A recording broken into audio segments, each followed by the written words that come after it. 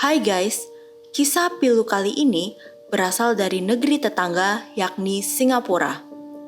Sebuah hotel bernama New World roboh dalam hitungan detik.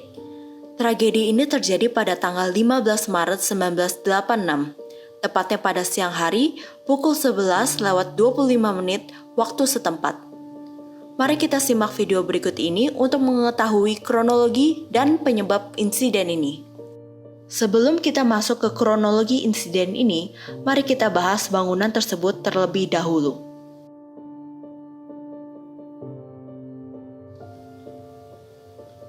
Hotel New World adalah bangunan 6 lantai yang terletak di persimpangan Serangoon Road dan Owen Road, Little India, Singapura. Hotel ini dibangun pada tahun 1969 dan selesai pada tahun 1971 oleh Lanyard Realty Company. Terdapat area tempat parkir di basement, bank lokal di lantai dasar, dan nightclub di lantai 2, serta 67 kamar di 4 lantai teratas gedung 6 tingkat tersebut. Sekedar informasi, bangunan 6 lantai ini disupport oleh 36 concrete columns. Flashback sedikit ke tahun 1975. Sebuah insiden pernah terjadi di tempat ini, tepatnya pada tanggal 19 Agustus 1975. Terjadi kebocoran gas karbon monoksida yang mengakibatkan 35 tamu hotel tidak sadarkan diri dan harus dilarikan ke rumah sakit.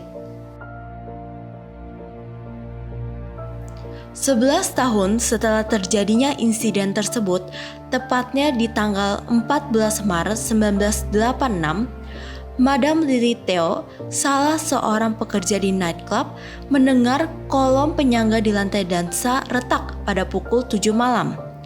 Perbaikan pun segera dilakukan. Pukul 9:15 malam, seorang pekerja yang sedang berada di ruang ganti sedang berias dan tiba-tiba kaca retak. Di Singapura, seperti layaknya di negara lain, retaknya kaca bisa diartikan sebagai simbol ketidakberuntungan. Keesokan harinya, pada tanggal 15 Maret 1986, pada pukul 10:10 pagi, seorang tamu melaporkan runtuhnya puing-puing di basement, dan salah seorang staf melihat terjadinya retakan di tembok di area resepsionis hotel.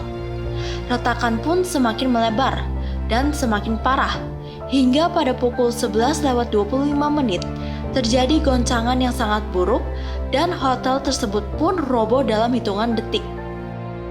Operasi penyelamatan terhambat karena personel penyelamat tidak terlatih untuk menghadapi situasi seperti itu. Untuk menjangkau para korban yang berada di dasar bangunan, mereka harus menyingkirkan puing-puing dan balok besar terlebih dahulu sebelum terowongan digali agar tim penyelamat dapat masuk. Pembuatan terowongan pun harus dilakukan dengan hati-hati untuk mencegah keruntuhan. Namun perlu disadari, bagian bawah dari bangunan ini adalah area parkir. Tim penyelamat harus melalui genangan air yang tingginya selutut. Saat itu adalah waktu yang paling berbahaya karena mereka dapat mencium bau bensin. Setitik percikan api dapat menimbulkan ledakan yang fatal. Mereka pun lalu menyedot air tersebut. Setelah itu, mereka mencoba memasuki bagian bawah bangunan. Terowongan 9 meter dibuat dalam waktu 7 jam.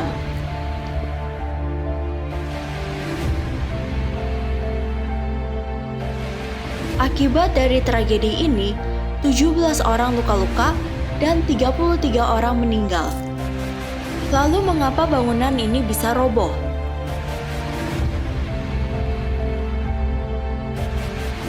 Apakah karena campuran rasio semen yang tidak sesuai sehingga konkrit tidak sesuai standar? Atau pembangunan MRT di bawah tanah yang mempengaruhi kondisi bangunan di atasnya? Atau dasar tanah yang tidak stabil? Setelah dilakukan pemeriksaan, bangunan tersebut roboh bukan karena material bangunan, bukan karena dasar tanah yang tidak stabil, dan juga bukan karena pembangunan MRT.